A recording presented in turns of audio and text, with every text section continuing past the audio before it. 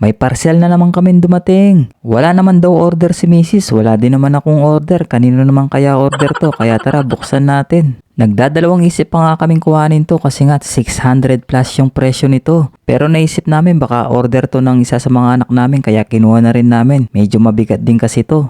At nung nabuksan ko na nga yung box, eto yung tumambad sa akin. Isang drawer yung order nila, isang malit na drawer para sa pang room. At nung makita na nga to ni Mrs., bigla niyang naalala na may nabanggit pala yung anak naming dalaga o yung panganay naming anak na gusto niyang bumili ng isang maliit na drawer dito sa tabi ng kanyang higaan or bed. At syempre, no choice tayo mag-a-assemble nito. Pag-check mo nga sa mga gamit, yung iba may damage. Pati yung biniling kahoy dito sa cabinet namin may damage ng konti sa mga gilid pero okay lang. Pwede pa naman siyang i-assemble. At heto na nga yung lahat ng mga gamit dito. Yan, pinagtabi-tabi ko na sila para madali lang naman i-assemble ito. Basta susundin ko lang yung instruction na nakalagay dito sa kanilang manual. Sa una talaga, mangangapa ka pa kung paano mo gagawin ito. Si Mrs. naman, kung hindi pa sasabihin na tulungan niya ako, hindi niya pa ako tutulungan. Nakikita nang nahihirapan ako dito sa paghawak. At yun na nga, pagkalagay mo nga dito sa magkabilang dulo niyan at nakabit mo na, madali na yung iba nun. Pero syempre, wag mo munang higpitan yung mga tornilyo kasi mag-a-adjust ka pa ng konti dyan. Ito talagang anak naming panganay kung ano-ano na lang naiisip niyang bilhin dito sa mga online shop tulad ng TikTok at Lazada at Shopee. Pero sa tingin namin, kailangan naman talaga ng anak ko to din sa kwarto niya kasi marami siyang ilalagay dito. Pero bago ang lahat, i-shoutout ko muna daw yung ating mga followers na sina Liliosa Dehanyo Pahulayan from Riyadh, Saudi Arabia. Si Ma'am Lucy Regidor from San Pablo, Laguna.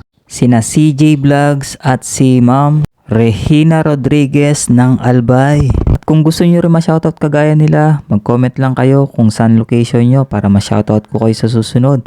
At huwag nyo na rin kalimutan mag-follow sa aking Facebook page para lagi kayong updated sa aking mga mini vlog. At bago natin pakita yung resulta nito at baka magustuhan nyo, ilalagay ko na lang yung link dito kung saan namin binili to para makabili din kayo kung magugustuhan nyo. At dito nga guys, nilalagay ko na yung paa ng ating mini drawer. Sabi ko naman sa inyo guys, sa una lang talaga mahirap yung pag-assemble ng mga ganitong klase ng mga furniture. At dahil medyo maliit lang tong ginagawa natin or ina-assemble natin, natapos ko to ng nasa 15 to 20 minutes lang. Pagkatapos nga mailagay yung mga paa, dito ko na talaga higpitan yung mga screw niya para maging matatag at matibay siya. Tapos ilalagay ko na itong mga stopper ng drawer. Bali may dalawang mini drawer pala tong ating mini table.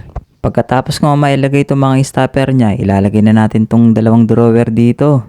Bago mo pala tapusin ang video to, paki-like and share na rin para maraming makapanood nito. At heto na nga yung itsura ng ating na-assemble na mini table drawer.